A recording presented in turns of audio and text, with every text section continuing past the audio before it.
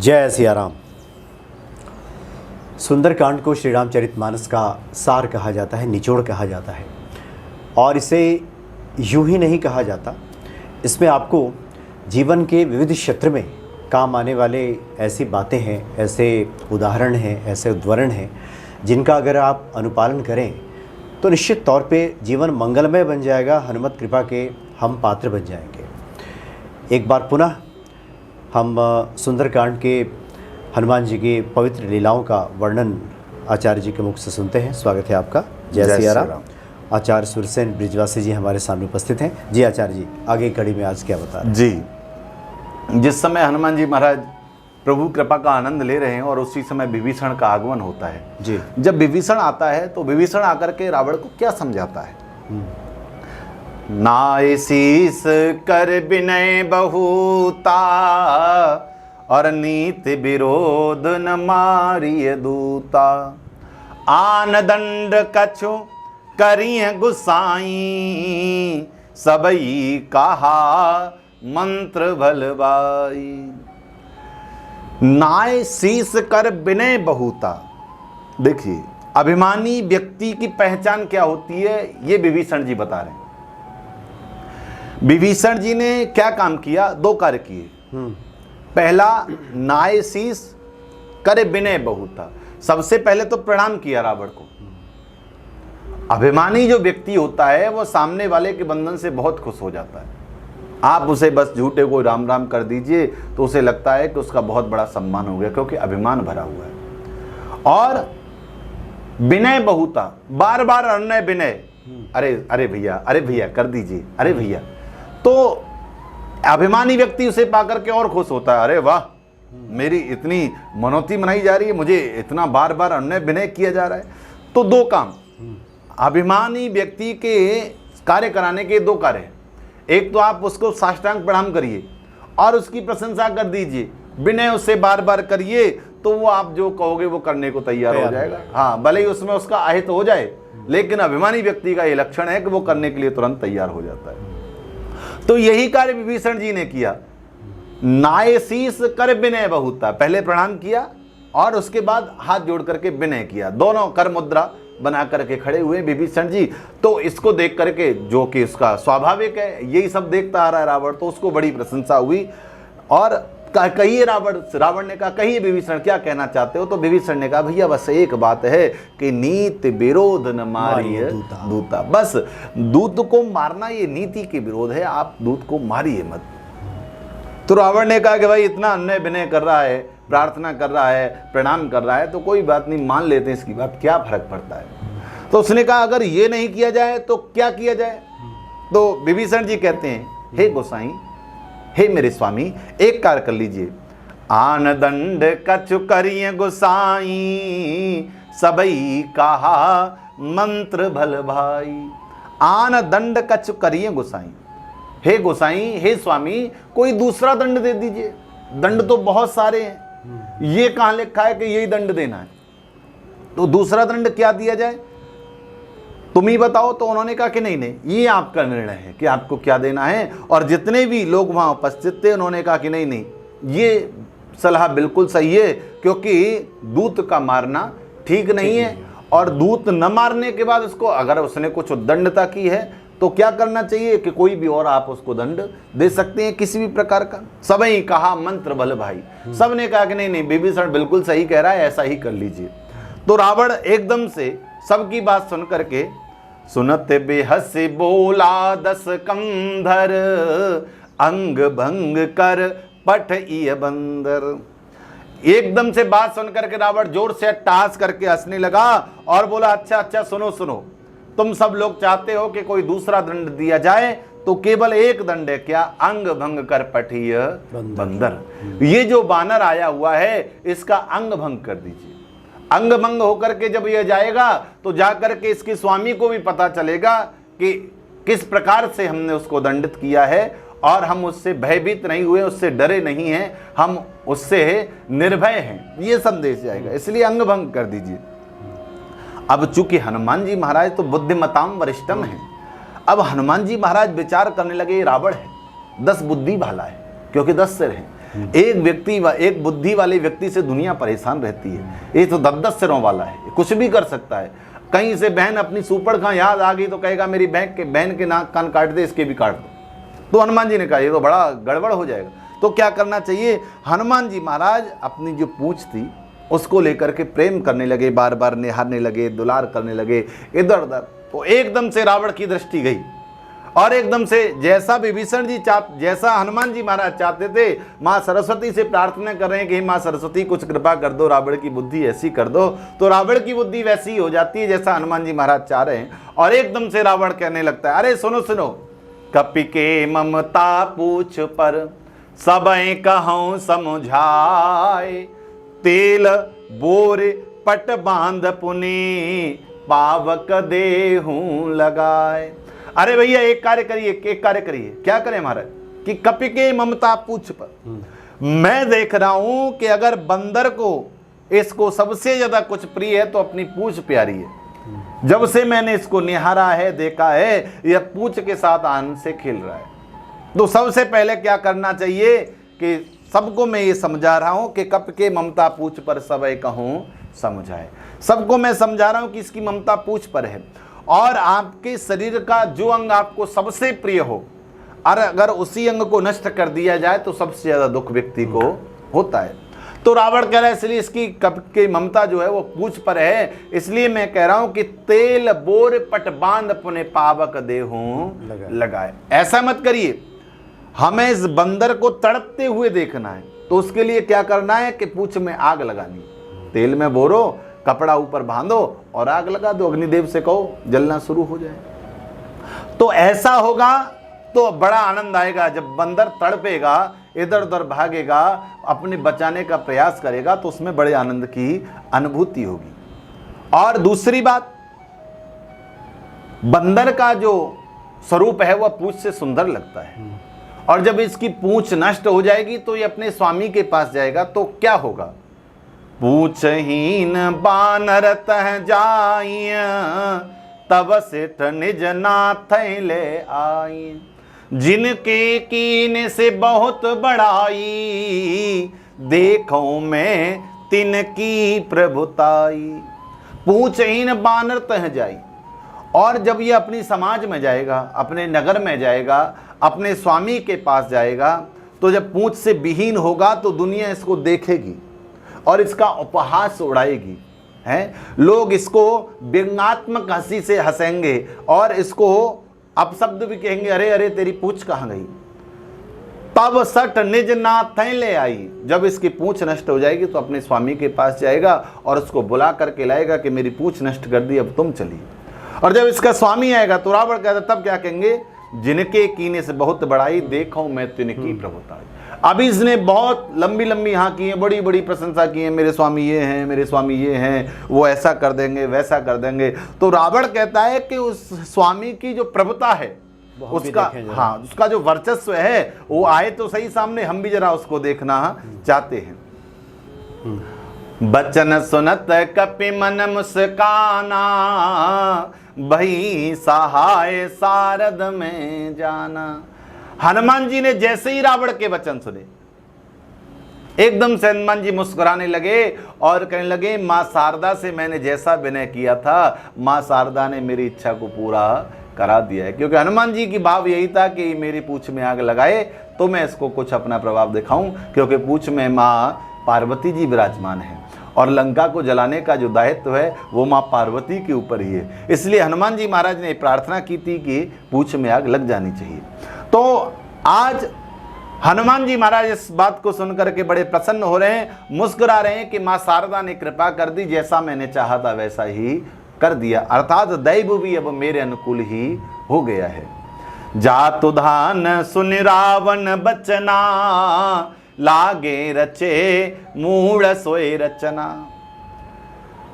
जातु धान सुन रावण बचना, रावण के वचन सुनकर के जितने भी वो उसके मूर्ख अनुयायी थे, क्योंकि अभिमानी व्यक्ति के जो अनुयायी होते हैं वो कुछ अपनी बुद्धि से नहीं सोचते, क्योंकि उन्हें पता है जैसा स्वामी ने कहा है वैसा ही करना है। अगर किंतु परंतु की तो उसके क्रोध का परिणाम हमें भुगतना पड़ेगा।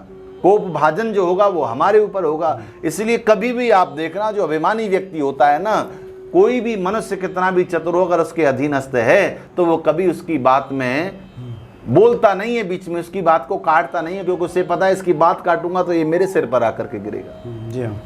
तो ऐसे ही जो राक्षस थे, हालांकि राक्षस पहले ही बुद्धिहीन थे, विवेकहीन थे, लेकिन फिर भी रावण के राज्य में रावण ने जो कह दिया उसके ऊपर किसी को सोचने का अधिकार नहीं था, कोई सोचना नहीं था। जो कहा है वही उसका फाइनल था, और वैसा ही राक्षस लोग करते थे। तो ऐसे ही यहां पर हुआ, जात धन सुन रावण वचना, लागे रचे मूढ़ सोए रचना। सारे राक्षसों ने अब विचार कर लिया कि भैया अब तो स्वामी की आज्ञा हो गई, अब तो एक कार्य करना है कि अब पूछ कैसे जलाई जाए, इसके ऊपर मंत्रणा की, संगोष्ठी बनाई गई। तो कहा गया कि भाई ऐसा करिए, पहले घी लगाइए, फिर तेल लगाइए, फिर कपड़ा लगाइए और आग लगा दीजिए। ये निर्णय हुआ, और उसके बाद में वही कार्य वो सब लोग करने लगे। अब हनुमान जी महाराज का प्रभाव देखिए। हनुमान जी महाराज अपनी पूछ को बढ़ाने लगे। जैसे ही उन्होंने घी में बोरना शुरू किया, तेल में बोरना शुरू किया, कपड़ा बांधना शुरू किया, तो हनुमान जी महाराज ने धीरे धीरे अपनी पूछ को बढ़ाना शुरू कर दिया। और वर्णन आता है, गोस्वामी जी कहते हैं, राहान नगर वसन घृत तैला, बाड़ी पूछ कीन कपिखेला।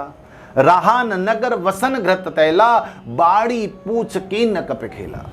हनुमान जी महाराज की पूंछ इतनी विशाल हो गई, इतनी विशाल हो गई कि लंका राज्य में, लंका के अंदर जितना घी था, जितना तेल था, जितना कपड़ा था, सब का सब पूंछ पर लपेट दिया गया। और पूंछ अभी भी इतनी बड़ी है कि उसके लिए कपड़ा, घी, तेल और चाहिए। इतनी विशालता पूंछ की हो गई।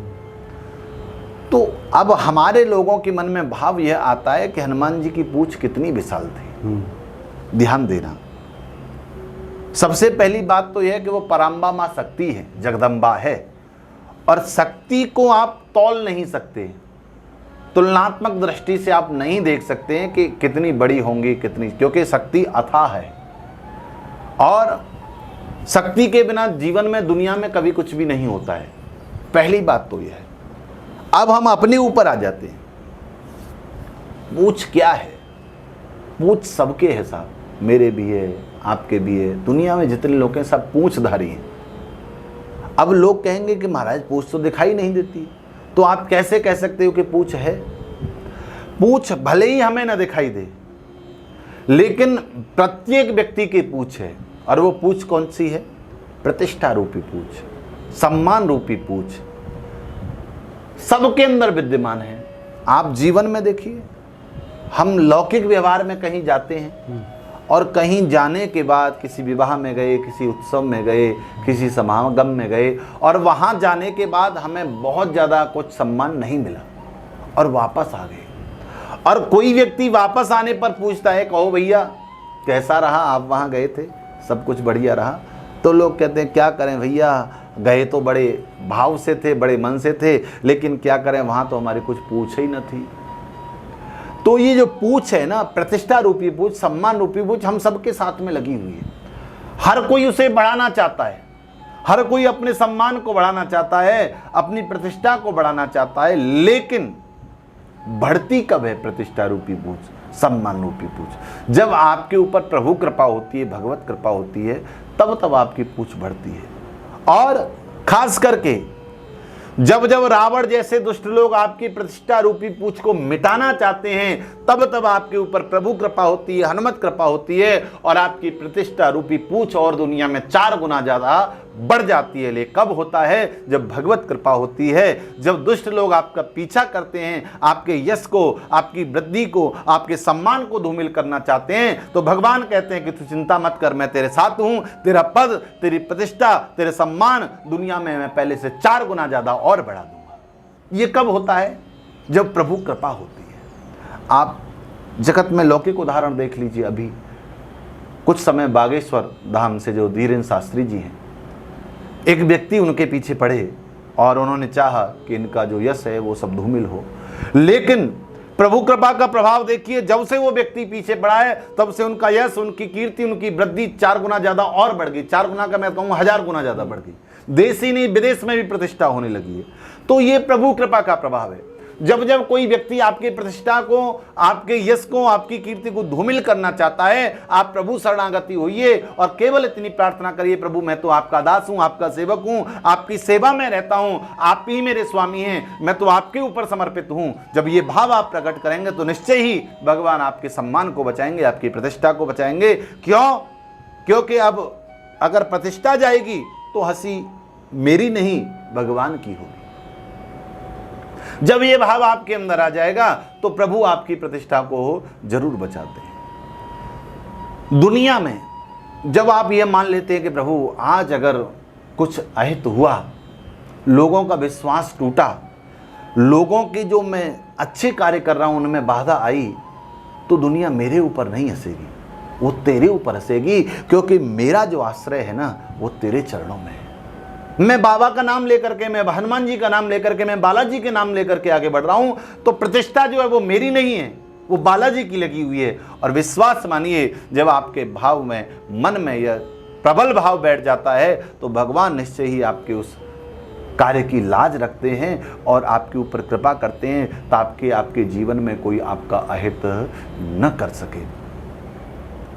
तो ये भाव जब हमारे अंदर आता है, ये भाव जब हमारे हृदय में बैठ जाता है, तो भगवान जरूर हमारे ऊपर कृपा करते हैं। जब ये भाव बैठ जाता है कि मेरी हंसी नहीं तेरी हंसी है, तो भगवान कहते हैं कि जब तू मेरे में सम्मिलित हो गया है तो तेरी रक्षा करना भी मेरा कार्य है। लेकिन ये केवल कहने मात्र से नहीं होता है, ये केवल हमारे बोलने मात्र से नहीं होता है। इसके लिए हमें उस गहराई में उतरना पड़ता है, अपने आप को, वही बात आ जाती है कि समर्पित करना पड़ता है। जब आप देखिए, द्रौपदी को भगवान अपनी बहन मानते थे, कृष्णा कहा जाता था उसको, कृष्ण की बहन कृष्णा। जिस समय वो कृष्णा रजस्वला अवस्था में सभा के बीच में लाई गई और कहा गया कि इस द्रौपदी के 10 गज चीर को उतार दिया जाए, और दुशासन जब खड़ा हुआ तो द्रौपदी के मन में यह था कि मुझे पितामह भीष्म, द्रोण गुरु जहां बैठे हो वहां सभा में ऐसा कार्य नहीं हो सकता है। तो उन्हें उनसे उम्मीद थी, तो उनकी ओर देखा, लेकिन अंततः पाया कि वो भी सहायता नहीं कर सके। तो द्रौपदी ने विचार किया, इन्होंने सहायता नहीं की तो क्या हुआ, मेरे 5 पति हैं, दुनिया में एक व्यक्ति पति होता है, लेकिन प्रभु कृपा से मेरे 5 है, कोई मेरा एक पति बचा लेगा। लेकिन वो दुनिया से, पतियों से रखी गई उम्मीद भी धूमिल हो गई द्रौपदी की, किसी ने रक्षा नहीं की, जो कि समय परिस्थिति के अनुसार सब हारे हुए थे। तो द्रौपदी ने कहा कि कोई बात नहीं, दुनिया में कोई नहीं बचाएगा तो मेरा गोविंद है, वो बचाएगा। तो उस समय द्रौपदी ने गोविंद को पुकारना प्रारंभ किया, लेकिन भगवान को पुकारने के साथ साथ द्रौपदी ने अपने दोनों हाथों से अपनी उस साड़ी के पल्लू को पकड़ लिया जिसको दुशासन खींच रहा था। क्या भगवान आए? नहीं आए। क्यों? क्योंकि द्रौपदी ने अभी अपने बल को लगा रखा था कि मैं, कोई नहीं बचाएगा तो मैं अपने आप को बचा लूंगी, लेकिन भगवान नाम स्मरण कर रही थी, भगवान नहीं आए। द्रौपदी को लगा कि अब मेरा बल काम नहीं कर रहा है, तो द्रौपदी ने दाएं हाथ से साड़ी को पकड़ लिया और बायां हाथ उठा करके भगवान को पुकार रही है, गोविंद मुझे बचाइए, मुझे लाज बचाइए। भगवान नहीं आए। क्यों नहीं आए? क्योंकि अभी उन्हें दिख रहा है कि द्रौपदी अपना प्रयास कर रही है, और जब तक व्यक्ति अपना प्रयास कर रहा होता है तो भगवान कहते हैं कि जब तू अपना प्रयास कर रहा है, तेरे से ही जब सब हो जाएगा तो मेरी आवश्यकता नहीं है। जब तेरा प्रयास समाप्त हो जाएगा तब जब 100% तू यह सोच लेगा कि अब मेरे हाथ से कुछ नहीं होगा, अब तो गोविंद तू जाने, तेरा काम जाने। जैसे ही द्रौपदी ने दूसरा हाथ छोड़ा, दोनों हाथ सिर से ऊपर उठाए और गोविंद को पुकारा, उसी समय भगवान साड़ी के रूप में प्रवेश कर गए। इसका भाव क्या है? इसका भाव यह है कि जब तक हमारा समर्पण, हमारी शरणागति 100% नहीं होगी, तब तक भगवान नहीं आते हैं, तब तक हमारी लाज भगवान नहीं बचाते हैं। तो द्रौपदी ने जब यह किया, बहन मानने वाली उस स्त्री की रक्षा के लिए भगवान कब आए? जब उसने समर्पण कर दिया कि प्रभु अब तू जाने, तेरा काम जाने। अब जगत में लाज जाएगी तो द्रौपदी की नहीं जाएगी, तेरी जाएगी, क्योंकि दुनिया कहेगी कि देखो द्रौपदी ने गोविंद को पुकारा था लेकिन बचाने के लिए नहीं आए। उसी तरह से जब महाभारत का युद्ध समाप्त हो गया और उत्तरा जिसके गर्भ में परीक्षित पल रहे थे, जब उन्होंने गोविंद को पुकारा, पाए पाहे महायोगिन देव देव जगत परे जगत पते, तो उस समय भगवान स्वयं चल करके आए, क्योंकि उन्हें पता था कि आज जो उत्तरा मुझे पुकारी वह चाहती तो वो अपने परिवार के इतने 5 पांडव हैं, उसके ससुर हैं, उनको पुकार सकती थी, अपनी सासू को पुकार सकती थी, अपनी दद्दी सास कुंती को पुकार सकती थी, लेकिन उससे मुझे पुकारा है तो मुझे जाकर के उसकी रक्षा करनी है। तो ठीक इसी प्रकार से आज हम जब भगवान की शरणागति हो जाते हैं और जब कोई हम व्यक्ति हमारी प्रतिष्ठा पर प्रहार करता है, जब कोई हमें मिटाना चाहता है और हम हनुमान जी के सन्मुख बैठ करके यह कहते हैं कि प्रभु अब तो ये लाज तुम्हारे हाथों में है, अब तुम देखो कैसे करना है, अब अगर